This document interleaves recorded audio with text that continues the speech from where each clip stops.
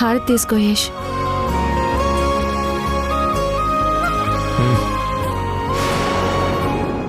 వద్దు సింధు.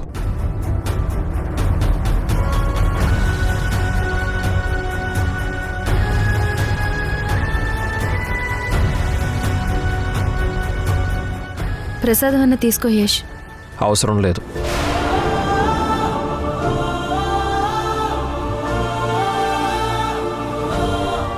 అమ్మా, ఆ ప్రసాదం గిన్నెటివ్వు.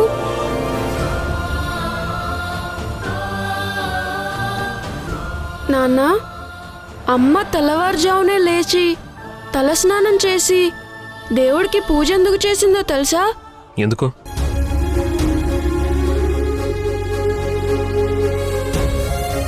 నీ కాలు త్వరగా నయం అవ్వాలని నిన్నంతా ఉపవాసం ఉండి ఇవాళ పూజ చేసింది. బొట్టు పెట్టుకో నాన్న.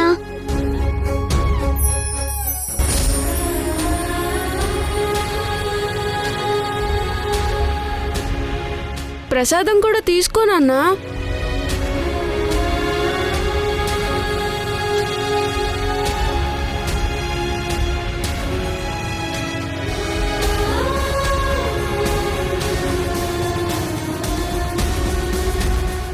ఎందుకు నాన్న అంత డల్గా ఉన్నావు? ఏమైంది నాన్న? నేనెలా ఉంటే ఏంటి? మీరు మీ అమ్మ హ్యాపీగానే ఉన్నారు కదా. నువ్వు అమ్మ కలిసి ఉంటే మేమెప్పుడు సంతోషంగానే ఉంటాం నాన్న. మీరు మీ అమ్మతో ఉన్నారు కాబట్టి సంతోషంగా ఉన్నారు, కానీ నేను లేను. ఎందుకంటే మా అమ్మ నాన్న కలిసి లేరు కాబట్టి ఇలా డల్గా ఉన్నాను.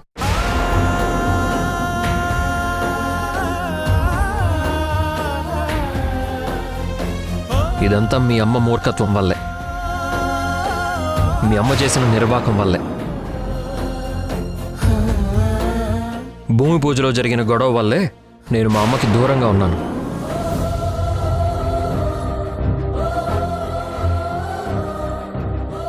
పిల్లలు, మీరెళ్ళి ఆడుకోండి, వెళ్ళండి.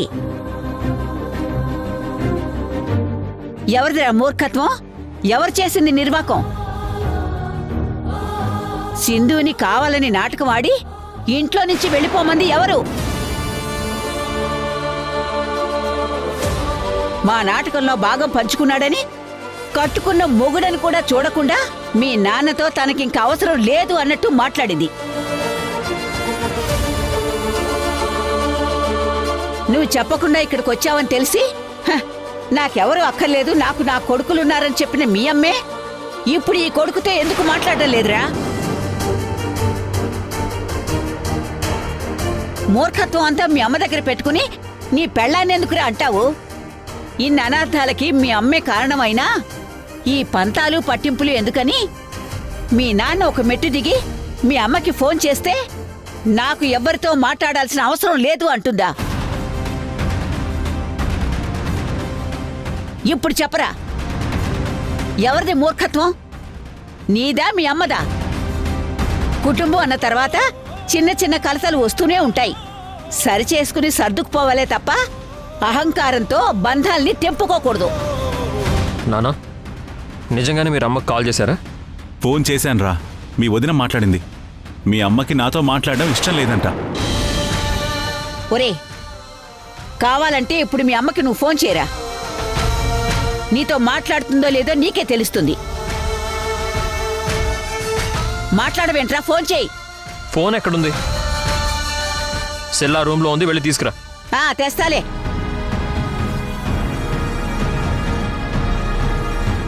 చెయ్యి, ఫోన్ చెయ్యి, చెయ్యి.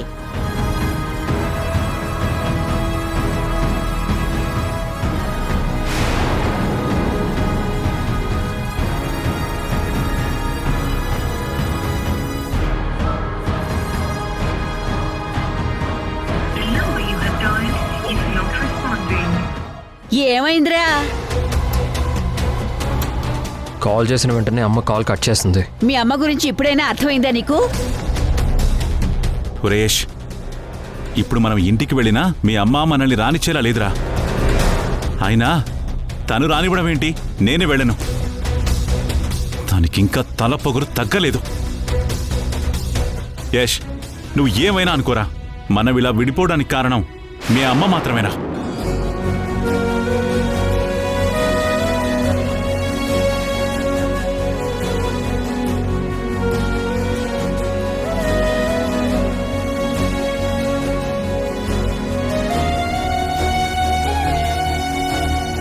నాకెందుకో తేడాగా అనిపిస్తుంది మావయ్య. ఎంత గొడవ జరిగినా, ఎంత కోపంలో ఉన్నా అత్తయ్య యష్తో మాట్లాడకుండా ఉండరు. యష్ అంటే అత్తయ్యకి ఎంతో ప్రేమ, అది నాకు బాగా తెలుసు. అలాంటిది యష్తో కూడా మాట్లాడడం లేదంటే ఖచ్చితంగా అక్కడేదో జరుగుతుందనిపిస్తుంది. మీ అత్త గురించి నీకంటే నాకే బాగా ఎక్కువ తెలుసమ్మా. దాము అంత అహంకారి ఈ ప్రపంచంలోనే ఎవ్వరూ ఉండరు. చూడమ్మా సింధు, మీ అత్త గురించి ఆలోచించడం మానేసి నీ భర్త పిల్లల గురించి ఆలోచించు. నీ కాపురమైనా బాగుపడుతుంది. మావయ్య, అమ్మా సింధు, దమయంతి మారుతుందన్న నమ్మకం నాకు కూడా సన్నగిలుతుంది. దాని గురించి వదిలే.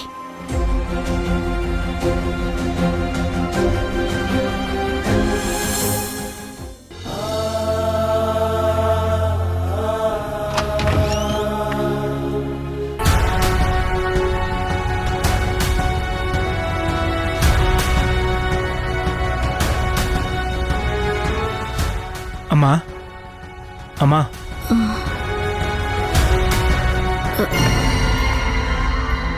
ఏంట్రా? ఒక నిమిషం ఇట్రా అమ్మా. ఎక్కడికి రా? చెప్తాను రా అమ్మా.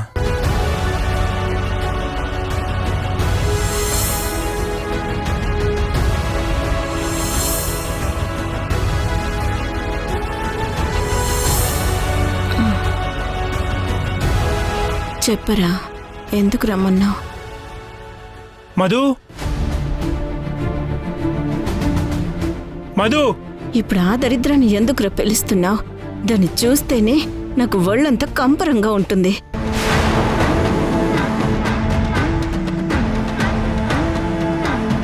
నీ మాటలు నేను నమ్మడం లేదంటున్నావు కదా, ఇప్పుడు చెప్పమ్మా, నేను నమ్ముతాను.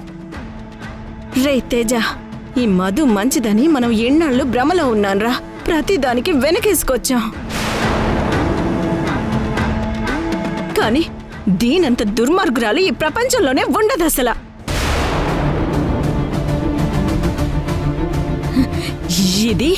ఇది మనల్ని మోసం చేసిందిరా. ఆ పొలిటీషియన్తో లింకు పెట్టుకొని ప్రాజెక్ట్లో స్కామ్ చేసి జనాల డబ్బులతో పాటు మన ఆస్తి కూడా కొట్టేయాలని చూస్తుందిరా ఇది. ఆ గెస్ట్ హౌస్ లో జరిగిన చెండాలాన్ని నేను నా కళ్ళారా చూశాన్రా. నా పెద్ద కొడలు బంగారం అన్న నువ్వే ఇప్పుడు మధు మీద ఇంత పెద్ద నిందలు వేస్తున్నావు. రేయ్, ఇది బంగారం పూత పూసుకున్న ఇనుమురా. ఇది కష్టపడుతుంది మన కోసం కాదురా, మన ఆస్తి కోసం, డబ్బు కోసం. నువ్వు మధుని తప్పుగా అర్థం చేసుకుంటున్నావమ్మా. లేదురా, నేను చెప్పేది నిజంరా. ఒక తల్లి తన కొడుకు కూడా చెప్పుకోలేని పాడు పని చేసిందిరా ఇది.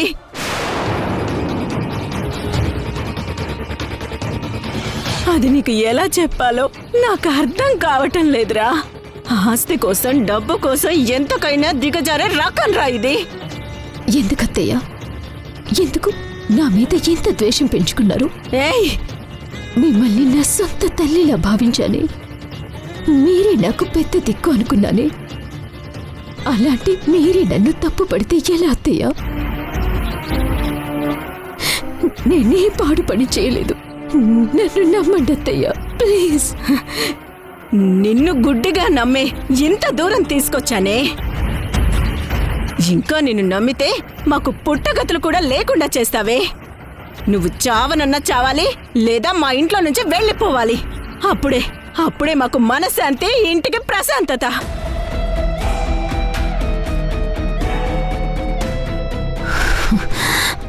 ఎంత మాట అన్న తర్వాత నేను ఈ ఇంట్లో ఉండటం అనవసరం. పోవే, పోయి అర్జెంటుగా చావు అసలు.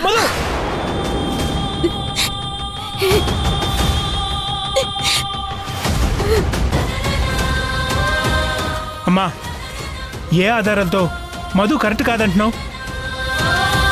ఇదంతా చేసింది ఆ సింధు జర్నలిస్ట్ అని నువ్వే అన్నావు కదమ్మా. ఇప్పుడు మళ్ళీ నువ్వే మధు కరెక్ట్ కాదంటున్నావు. చెప్తే నమ్మేటట్టు ఉండాలమ్మా.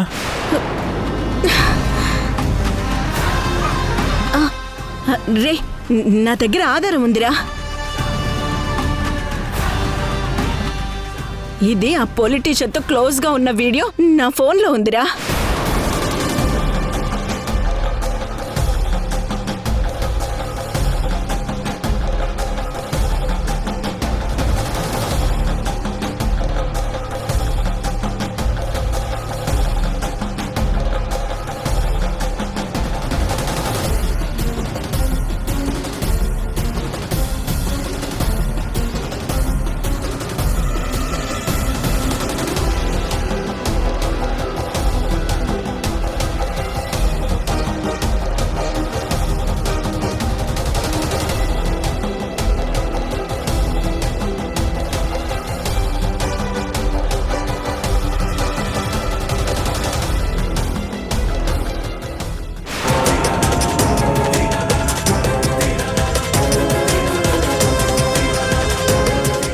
అమ్మా, ఏమైందమ్మా?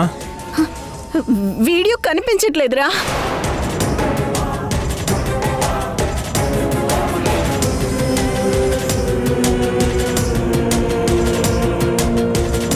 ఇదే డిలీట్ చేస్తుంటుందిరా. ఆధారం ఉంది అంది నువ్వే, మళ్ళీ లేదని చెప్తుంది నువ్వే. ఏంటమ్మా ఇది? పిల్లల అట్లాగుందా? రే, నా ఫోన్లో ఆ వీడియోలు లేకపోయినంత మాత్రాన ఇదేం పెద్ద మంచిదైపోదురా. ఇది ఆ పొలిటీషియన్తో చేసిన చెండాలం అంతా, ప్రాజెక్టులో వీళ్ళు చేయబోయే స్కామ్ అన్నీ ఆ జర్నలిస్ట్ స్వాతి తన ఫోన్లో రికార్డ్ చేసిందిరా.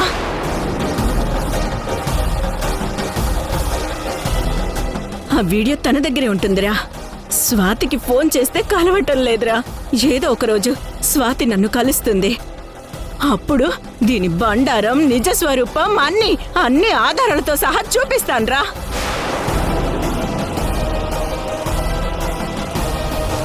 అమ్మా, ఇంతకా స్వాతి ఎవరమ్మా?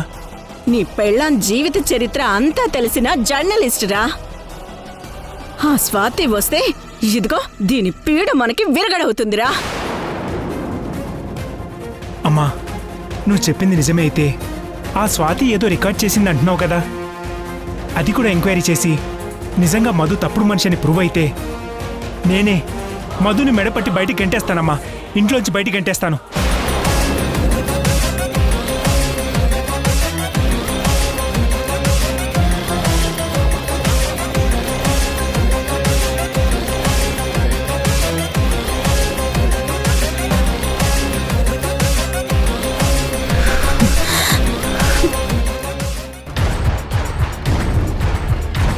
సరేరా, ఆ జర్నలిస్ట్ స్వాతి ఎక్కడుందో కొంచెం త్వరగా కనుక్కోరా. అప్పుడు దీని బండారం అంతా బయటపడుతుంది. అలాగేనమ్మా, నేను కనుక్కుంటాను. నువ్వు వెళ్ళి రెస్ట్ తీసుకో. జాగ్రత్త అమ్మా.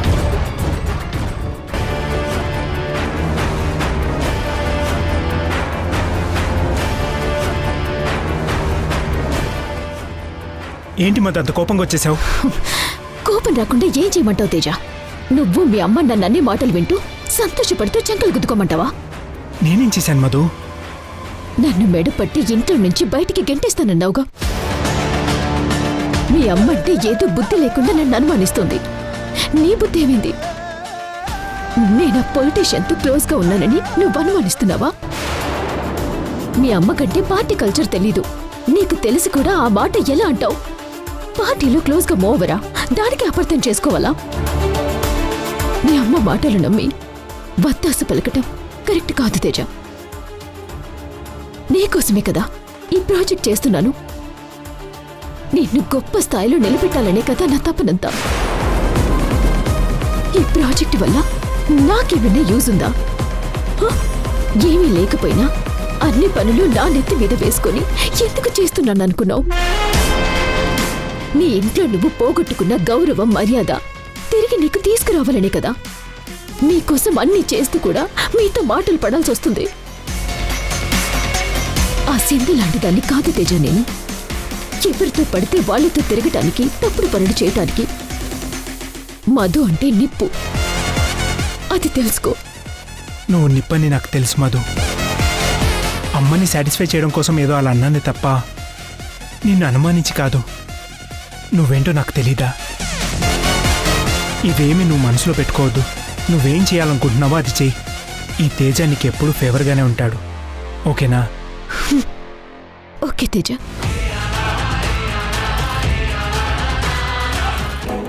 వెంకటరత్నం, సార్ ఈ మధ్య మధు తెగ గుర్తొస్తోందయ్యా. సార్ మేడం వచ్చారు సార్.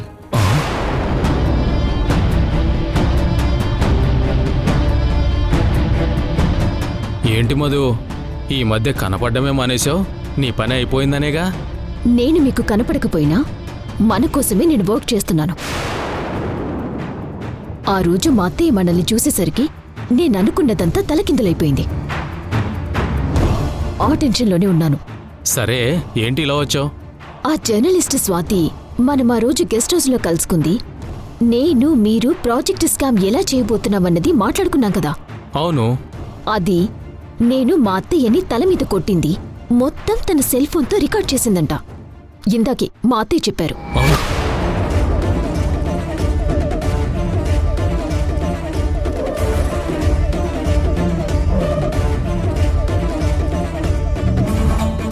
అది కనుక బయటకొచ్చిందంటే మీ పదవి, పొలిటికల్ కెరీర్, నా ప్రాజెక్ట్తో పాటు నా ప్రాణం అన్నీ హోల్సేల్గా పోతాయి. ఆ రోజు రాత్రి జరిగిందంతా రికార్డ్ చేసిందా? నాతో చెప్పలేదే. అయిపోయింది, అంతా అయిపోయింది, అంతా అయిపోయింది. నువ్వు చెప్పిన దానికి కకృతి పడి నా కింద నేనే బాంబు పెట్టుకున్నట్టయింది. ఇప్పుడు అది పేలిందంటే నేను నువ్వు ఇక నామరూపం లేకుండా పోతాం. అబ్బబ్బబ్బబ్బా, ముందు టెన్షన్ పట్టం ఆపేయండి. మనకిప్పుడు ఆ వీడియో కానీ దొరక్కపోతే నిజంగానే మీరనుకున్నట్టుగానే జరుగుతుంది. ఇప్పుడేం చేద్దాం మధు? ముందు ఆ స్వాతి ఫోన్ ఎక్కడుందో తెలుసుకోవాలి. ఇంతకా స్వాతి ఎక్కడా? అండర్ గ్రౌండ్ లో ఉంది. సరే, వెళ్దాం పదండి. హా.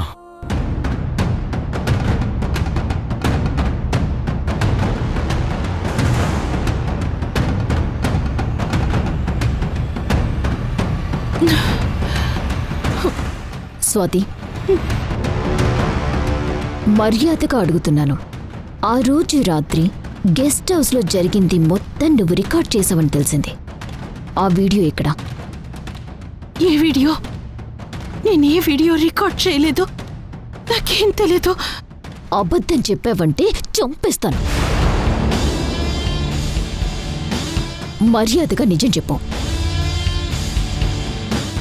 నువ్వు నీ సెల్ ఫోన్తో వీడియో తీసినట్టు మా అత్తయ్య నాకు అంతా చెప్పింది. ఆ వీడియో నీ ఫోన్లో ఉందా లేదా సింధుకి పంపించావా? చెప్తుంటే అర్థం కాదా? నేను ఎలాంటి వీడియో రికార్డ్ చేయలేదు. నీకు నువ్వుగా చెప్తే సరే, లేదంటే నీ చేత ఎలా నిజం చెప్పించాలో నాకు బాగా తెలుసు. నా ట్రీట్మెంట్ హార్డ్గా ఉంటుంది, నువ్వు తట్టుకోలేవు. ఎన్నిసార్లు చెప్పాలి మీకు? నేను ఏది రికార్డ్ చేయలేదు. మీ అత్తయ్య నీకు అబద్ధం చెప్పుండాలి. నువ్వు ఆవిడ్ని తల మీద కొట్టావు కదా, ఆ కోపంతో భయపెట్టాలని అలా చెప్పుంటుంది. నీ ఫోన్ ఇక్కడ లేదు.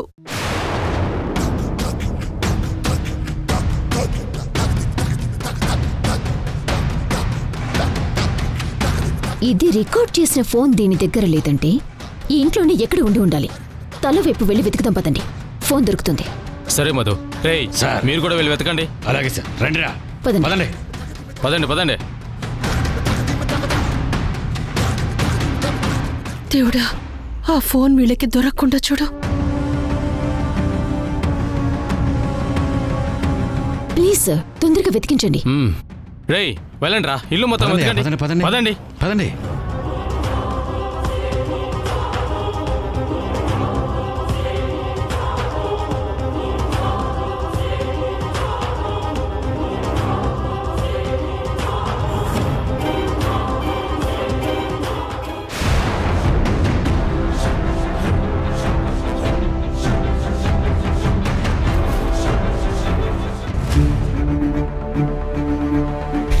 ఫోన్ దొరికిందా సార్?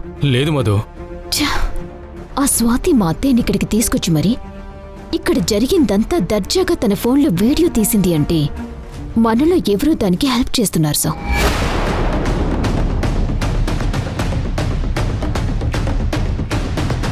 ఎవరు దానికి హెల్ప్ చేసింది? ఎవరో నాకు కూడా తెలుసా. వాడెవడో నాకు తెలియాలి. చంపేస్తాను వాణ్ణి. సరే సార్, బయటికి వెళ్ళి వెతుకుదాం పదండి. పద.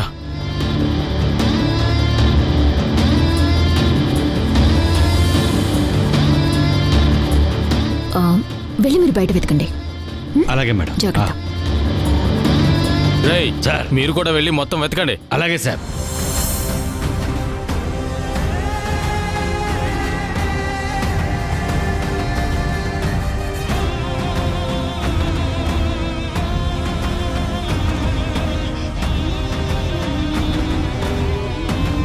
ఏయ్ ఇలా రా.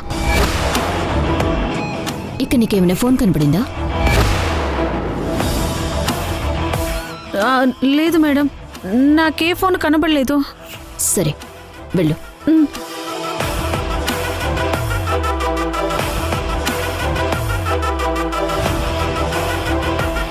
సార్, బయట మొత్తం వెతికాం సార్.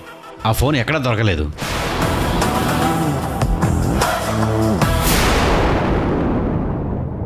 ఒరే యష్, ఎన్నిసార్లు పిలవాలిరా నిన్నసలా?